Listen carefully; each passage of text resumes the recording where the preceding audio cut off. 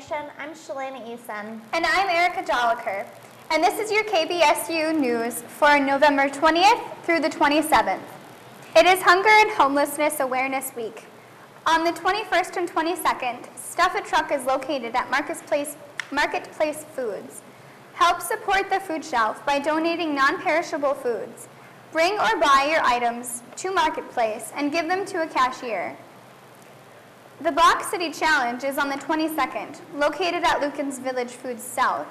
Show your support for those without a home by spending a night outdoors with a cardboard box as your shelter.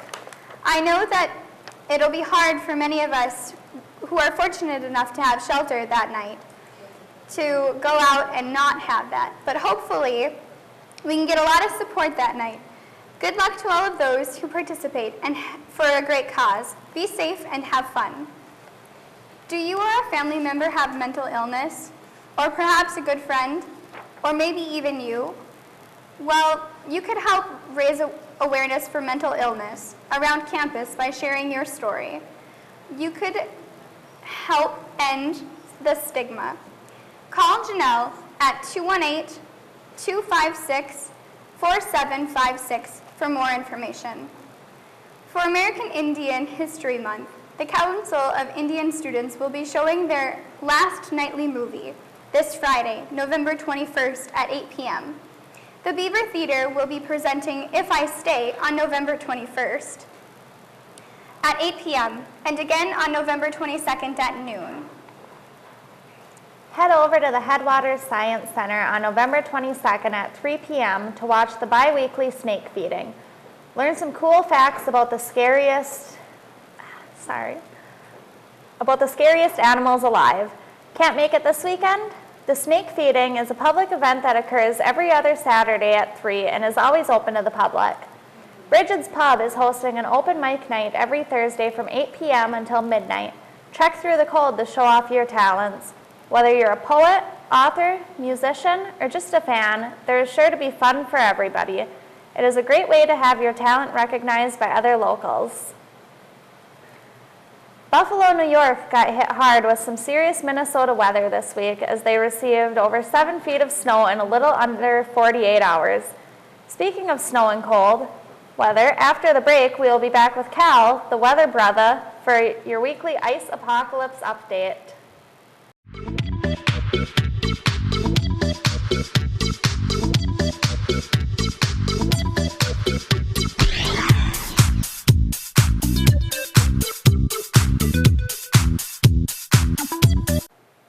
What's up, Bemidji? It's your boy Cal Schneider, aka the Weather Brother. I'm going to be giving you a look at a 7-day forecast to expect what's going to happen for Thanksgiving. Looking on to today, we did have a high of 12. We're going to have a low tonight of 3. Currently it is 10 degrees and it's been sunny all day. A nice wind at 9 miles an hour. Friday, it's going to be a high of 29 and a low of 25. Saturday, same thing around there, high of 32 and a low of 25. Looking on to the weekend, Sunday, chance of snow and ice mix, high of 34, a low of 22, so you can see it is going to warm up. Monday, a little bit more snow actually, 60% chance, a high of 22 and a low of 5. Tuesday, partly cloudy, high of 17, low of 4.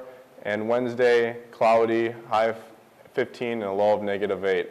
So that's going to be a look at your 7-day forecast. I'm Cal Schneider. Stay tuned for more after this break. Okay, so we drowned the fire, stirred it, drowned it again, and now just feel if it's cold. Yeah. Cool.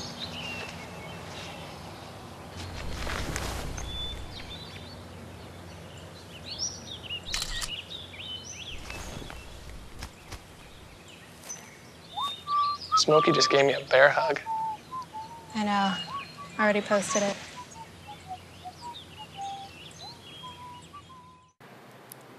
Welcome back. Thanksgiving break is sure to have campus seeming quiet this upcoming week. However, there will be plenty of activities going on that you won't want to miss. If you aren't able to make it home to your family, head over to the Evangelical Free Church for the 35th Annual Community Holiday Meal. This is a free event and a great opportunity to get your traditional Thanksgiving dinner in. It goes from noon until 1:30 p.m. on November 27th. And it is sure to be nothing short of delicious. Be sure to get to bed early so you can rock your Black Friday shopping at many local businesses.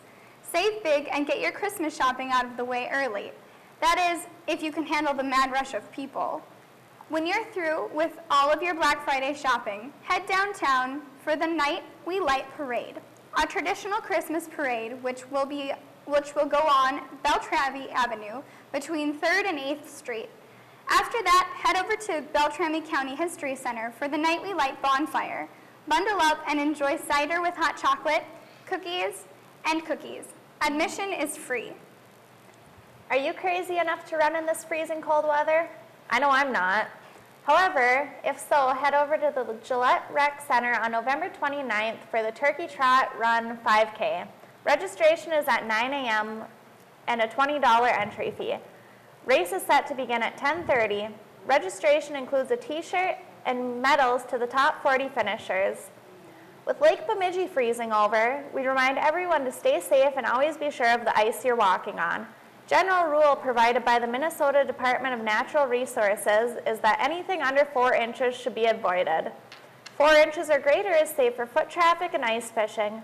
5 inches for snowmobiles or ATVs, and 8 to 15 inches for vehicles depending on the weight. Remember that many factors can play a part in the durability of ice and that these guidelines are not to be used in every situation. Always use your best judgment and do some research before heading out. On December 3rd, there will be an all-campus blood drive in the Crying Wolf Room.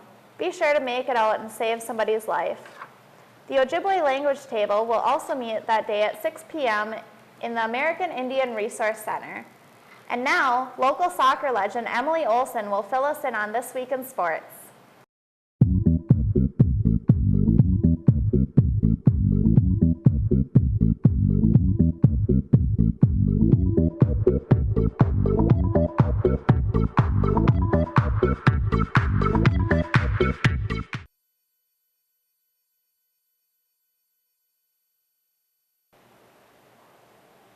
Hello, local soccer legend here.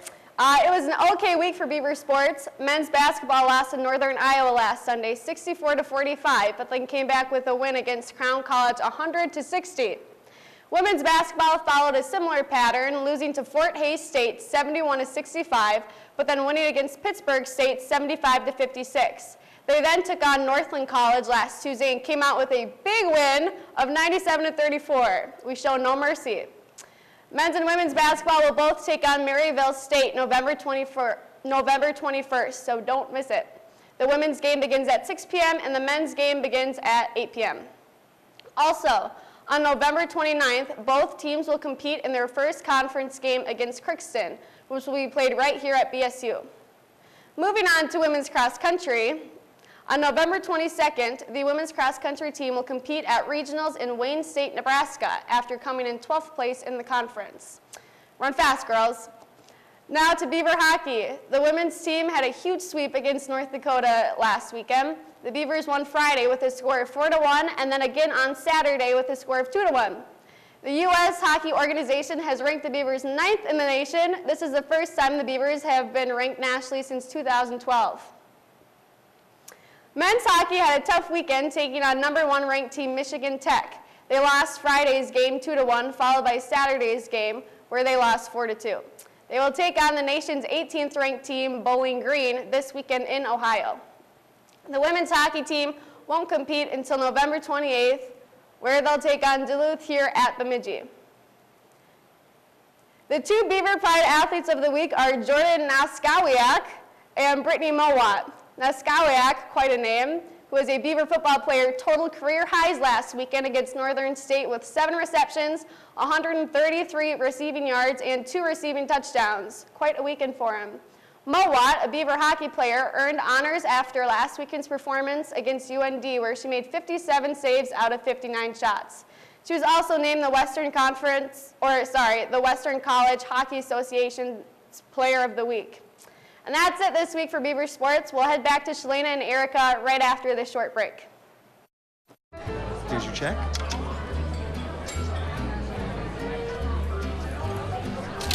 Oh, you got it. You know, since I got rid of my car, I really enjoy walking. Okay. God, no. Getting pulled over for buzz driving could cost you around $10,000 in fines, legal fees, and increased insurance rates. Oh, you're home early. You live with your mom? That'll set your game back a few years. Buzzed, busted, and broke. Because buzz driving is drunk driving. New York Times bestsellers for the week are The Burning Room by Michael Connolly. The Los Angeles detective Harry Bosch and his new partner investigate 2 long unsolved cases. Number 2 is Gray Mountain by John Grisham. A downsized Wall Street lawyer joins a legal clinic in a small Virginia town and becomes involved in both real people's lives and litigation against a coal mining industry. Number 3, Gone Girl by Gillian Flynn. A woman disappears on the day of her 5th anniversary. Is her husband the killer? Number 4, Blood Magic by Nora Roberts. In Country Mayo, evil and witchcraft complicate a long simmering romance. Book 3 of the Cousins O'Dwyer trilogy. Number 5 is Leaving Time by Jodi Picoult. After searching for her mother, who has disappeared for more than 10 years, a woman employs a psychic and a private detective. On another note, the deadline to cancel housing for spring semester without incurring late fees is December 1st. Also, if you are a resident in the dorms, don't forget about the checklist your RA has taped outside of your door. It is for fall break. Closing procedures are whether you are gone for the whole week or only for a few days, make sure you leave your room safe and secure. By closing and locking all windows tightly, close window blinds, turn off and unplug all unnecessary electrical appliances, open and unblock your heating vents, and adjust the thermostats in order to keep the steam pipes from bursting. Take your garbage out. No one wants a smelly room when they come back from a nice holiday. Plus, you never know what creatures could lurk around when you're not here. And lastly, don't forget to lock your door. Turkey bandits may roam around the halls. So make sure your stuff is safe and have a wonderful break, everyone. Just a reminder that the library will have changed hours over break. Keep up with the updated hours in your BSU student planner or on the BSU homepage under the library link. Our hearts go out to Florida State University students and faculty after the heartbreaking shooting that occurred on campus in the main library Wednesday night. The result of the shooting was 3 students injured and 1 dead. One student was shot in the book bag moments after checking out books from FSU's library. He did not feel the bullet at all, and his books saved his life last night. Gunman has been identified as an FSU alumni student. With winter here, we remind all of our viewers to take extra precautions to avoid frostbite, but also to take precautions to save your animals as well. Just remember, your furry friends need warmth too. If your organization is doing anything newsworthy, get a hold of us on our Facebook or Twitter page to have your story featured. And that is your KBSU News for November 20th through 27th. I'm Shalane Eason. And I'm Erica Joliker. Have a safe and fun week. And as always, stay classy, Bemidji.